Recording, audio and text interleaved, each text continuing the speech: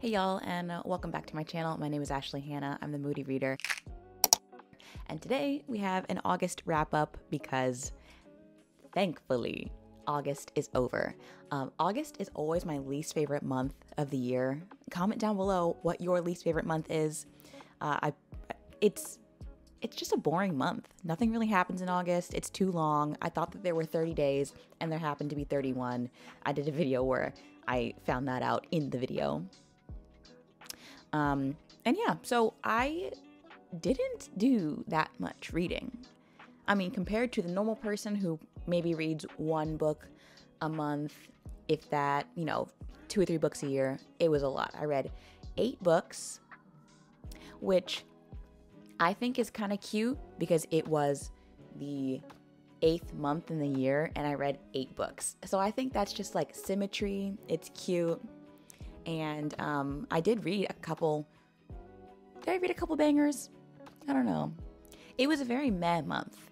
Okay. So we're gonna go through them. As always, there'll be timestamps for if you're a skipper and you like to go to a book that interests you. There will be no spoilers in the video, of course. And here are the stats for this past month. Cute, right? Yeah, I think that it was a success just because I managed to read 4 books. Yeah, I read 4 books for my TBR. That's half of this wrap up. So, girl, I did a great job. I did a wonderful job. Let's start off with,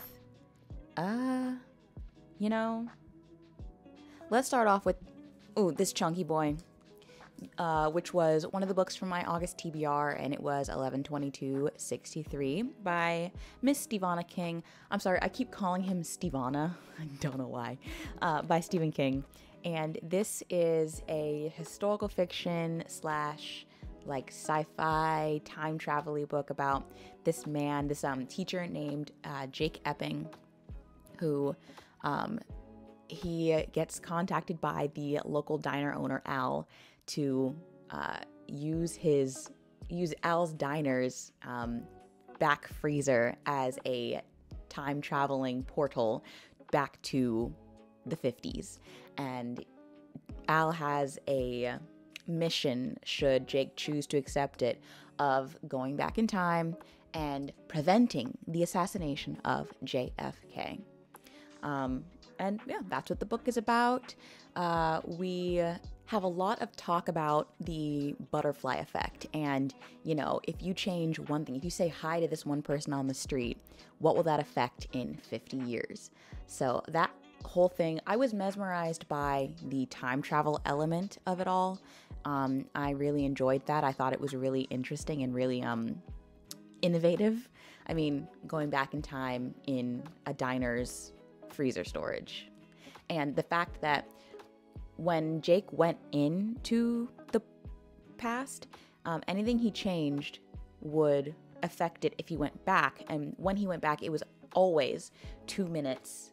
It was always 2 minutes later than when he went in. So that never changed. There were certain things and constants that were constant. And but then if he went back, he would always go back to a certain point in the 50s, and then it was like a reset. And there, in the past, like, there's a whole saying, there's like a quote in the book that's like, the past is obdurate, because it does not want to be changed. And so there is a horror element to this, in that just the past itself is kind of like, or the time travel-ness of it is kind of like the villain. I don't know. Because it was crazy to see, because Jake tries to test certain theories out by changing things that he has in his life, or the people in his life. So he makes those changes, however slight or large. And one of those things was Harry Dunning. It's on the back of the book. Jake, through his teaching, meets Harry Dunning, and Harry Dunning has this tragic life that, of course, you would assume that he would try to make some changes in that. So I loved everything up until the actual JFK assassination part. that, I don't know. I feel like when Stephen King was writing all the other things in this novel, he did a much better job than the actual plot. And then I feel like it was just a little bit rushed towards the end, because everything, like our whole goal was achieved in, I want to say, 100 pages, which was crazy because it just felt like it needed more. And then there is like a romantic aspect of the novel that when it started, I loved it. But then after a while, I was just like, okay, I'm bored. Like, I love romance, but it can't take that much of a front seat to like a book this big and chunky. It just can't. But I also loved that Stephen King had this beautiful and like lyrical prose for a couple of seconds. It was great. I liked that part of it. So I gave it a 3. It's above average. I just hated that it started somewhere great and then I kind of lost interest. And I don't want to lose interest in this chunky of a book. Like, it was almost 900 pages. So that was a little bit of a flop, Miss Stevana. Okay, the next book that I read that we're going to talk about is Part of Your World by Abby Jimenez. And now this is book 1 in the Part of Your World like universe. I had actually read Yours Truly and Just for the Summer before I read this one. And so if you've read those books, they're of course like companion novels to this first book. And if you read those books, you know that the main characters in this book, they are in like as little cameos. They're in the next 2. So I actually was curious about these main characters because I had read like little snippets of them and I was like, oh, interesting. But full disclosure, I did not enjoy Yours Truly. I think I gave it like 2 stars, but I loved Just for the Summer, which I read a couple months earlier in the year. And so this one is about Alexis Montgomery, who is this doctor in a long line of doctors, the Montgomerys. And she reminds me so much of Addison Montgomery from Private Practice. So if you've watched that show, you'll know that Addison is very much so like Alexis. And she is, dealing with the fact that she has to, to uphold this Montgomery line. But when she meets this, hot young carpenter, hot young carpenter, B&B owner named Daniel, and he is from, more grassroots, more country living than her, and they strike up a little bit of a romance, but she wants to keep it real casual. She has to decide if she wants to, stick with what she knows, and keep her world separate from his, or if she wants to take the plunge and go all in with Daniel. And it has a small town, and if you like baby goats, there's a baby goat in it. I just really enjoyed this one. I gave it, I think, 4 stars, like a solid 4. It was the personification of cutie patootie. I loved the romance. I loved the talk about parental disappointment and not living up to what they think you should. It talks a lot about domestic violence of the physical and emotional kind. So I would say that's a trigger warning if you don't want to read about that. This is in this book. And yeah, I thought it was really cute. And sometimes with romance books that are more recent, I don't love the romance. Shocker. But this one I thought was worthy of a whole book, and I don't know, I thought it was really cute. Okay. So yeah, 4 stars. I would recommend this book. Give it a shot. And it made me like the main character of Yours Truly more. I think she was great in this setting, and I just think that, unpopular opinion, I don't think that Brianna should have had her own book, but I liked her in this one as the best friend. The next book I read, which is, I think, the last book I have physically with me, is Powerless by Lauren Roberts. I had a lot of things to say about this book. I will link the video right there. Or there. Wait. Here. I will link the video here. I gave it 2 stars. And this is about a girl named Peyton, which, first red flag, the name. So it's a girl named Peyton, and she lives in this society where there are people with powers after this thing that sweeps the nation. And the king has proclaimed that if you do not have a power, you are a blight on society, and you are probably going to be draining. You are draining people with power, so you're dangerous if you don't have any powers. And also, there's these games, these trials that happen, you know, much like the Hunger Games, and Miss Peyton gets entered into these trials. Now, I still don't know why we have the trials. I don't know. But she is entered into these trials because she has saved one of the king's sons, and he is going to be the future enforcer. So when she saves his booty, she gets noticed, and then she's having to pretend to have powers, because if she doesn't, she will be banished or, you know, killed. So that is the book. There is, I think there's a love triangle, maybe. I don't know. I'm not going to read the second book. This book was, it needed to be edited much better.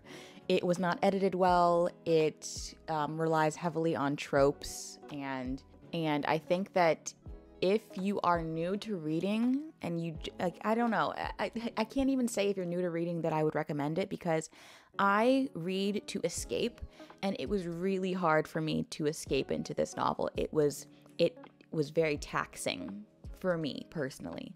So I think that if you start this book and you don't feel yourself disappearing into the world, then it's probably not for you. And I don't think it has much more value after that fact. If you love this book, great for you. I love that for you. I just didn't. So I can't really think of any positives, but if you want more positives, you could probably go to that video, and I think I probably said a couple more nice things. I didn't like it. Yeah, next book. What is the next book that I read? Oh, I read The Girl with the Dragon Tattoo by Stieg Larsson. Now, I read this book because I was going to do a whole video, because, as you know, it's Virgo season. I was going to do a whole video reading books that were recommended to Virgos. Since then, I have not been able to get my hands on the other books for that video. I had them. They're in storage now. So I ended up having this one from the library, so that's why I was able to read it. And this book is about, I mean, it's like a mystery, and it's set in Sweden. It has a movie, which I don't think I'll ever watch, but I might. I'm not going to say no. And it is about this man named Mikael, and he has been convicted of libel, I believe, and he ends up having to go to prison for like 3 months, which I didn't know that could happen, that you could be sent to prison for libel.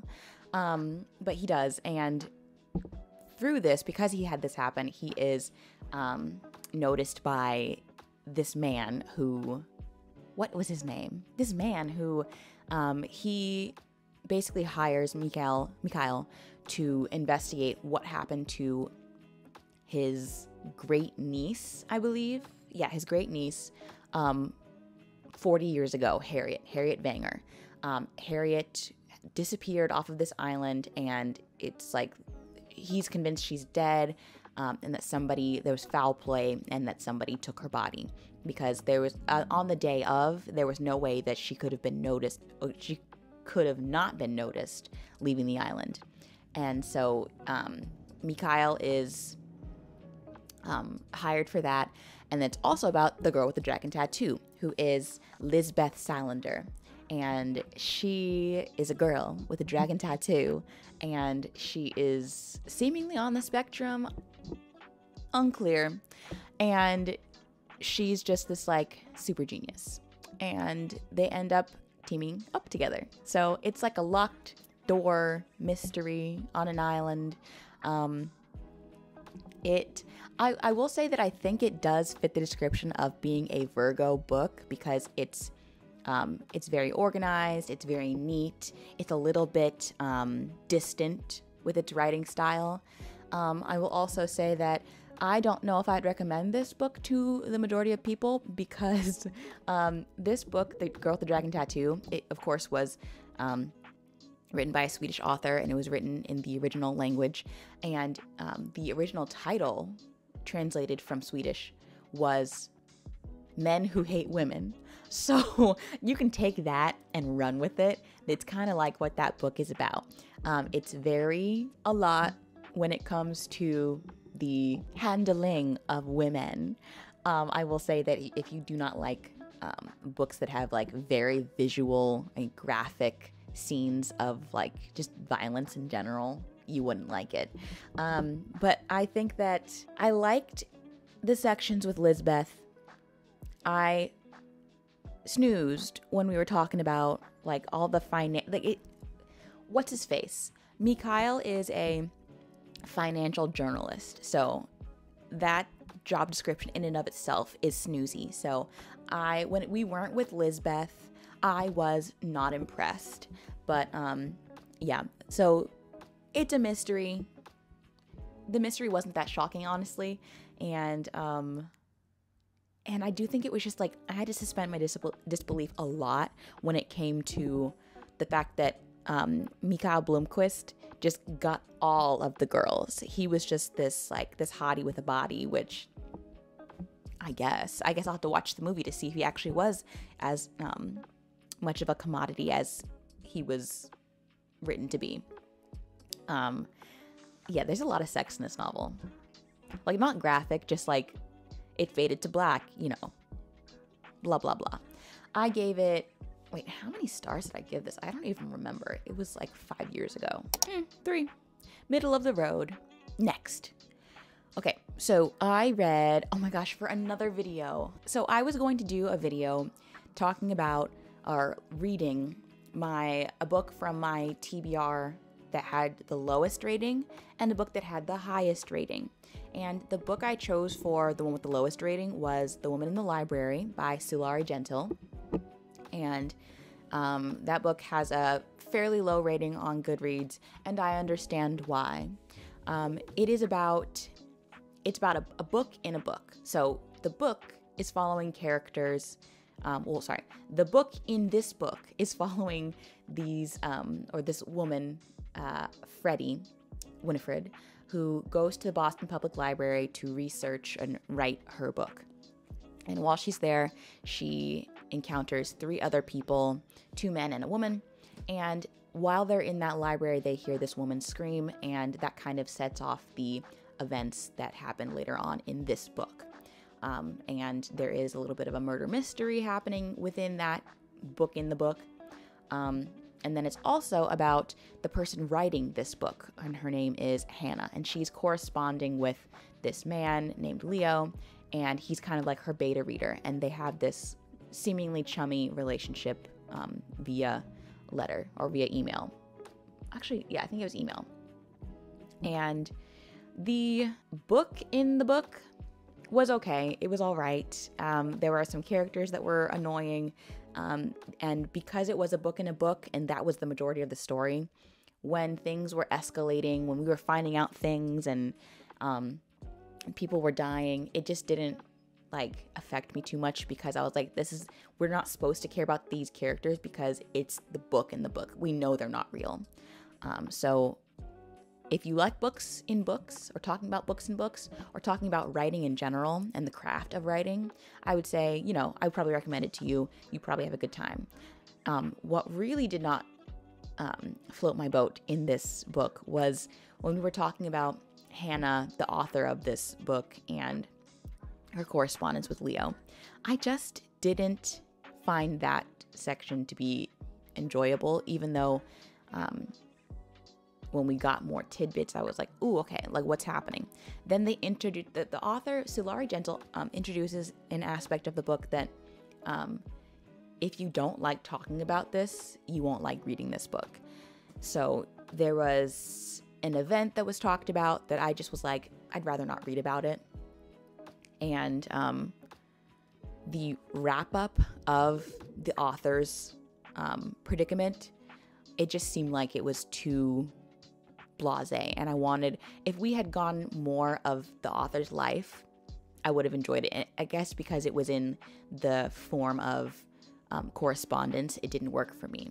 So yeah, I think I gave that book 3 stars, but that was me being generous. It's more like a 2.5. It doesn't have like that readability or that compulsive readability that I would like it to. So in my opinion, I wouldn't recommend it. And I understand why it got such a low rating. But the other book that I was supposed to read for that video was The Sword of Kaigen. So if you think I should read that book, let me know. I have it on Kindle Unlimited, so I can give it a go. So just let me know. Okay, and the last 3 books that I read, which I'm going to talk about basically all in one because they are all in the same series, are books 2, 3, and 4, or Killer Instinct, All In, and Bad Blood by Jennifer Lynn Barnes, and they are in the Naturals series. And I read the Naturals earlier in this year, and I thought it was really interesting. It's about these teenagers who participate in the Naturals program, which is basically them using their special skills and their uncanny abilities to suss out cold cases with the FBI. So it's like Criminal Minds, but make it teen edition. Yeah, they're just solving crimes and, you know, taking names. And it's following Cassie, who is the main character. And in the first book, she is brought into this program because of her abilities, but she also figures that she can like find out what happened to her mother all those years ago. And, you know, is she dead? Is she alive? Did she leave her? What happened? And I think as a whole, the series is extremely readable, extremely like fast-paced, besides like maybe one book in the middle. I think my rating scale dipped for Killer Instinct because it was furthering like the overarching plot, and so it went a little slower. But then once we got that second book, you know, established, then the book 3 and book 4 especially, if you want twists and turns and oh crap vibes, then I would definitely say read this book series. I enjoyed it, and I'm glad I read it. And there is a love triangle of sorts that happens in the first book, and it gets resolved so quickly, and I love it. Jennifer Lynn Barnes does not like draw out this love triangle, and like I guess part of a love triangle that makes it like fun is that, you know, it's a constant back and forth of who is she gonna pick, what's gonna happen.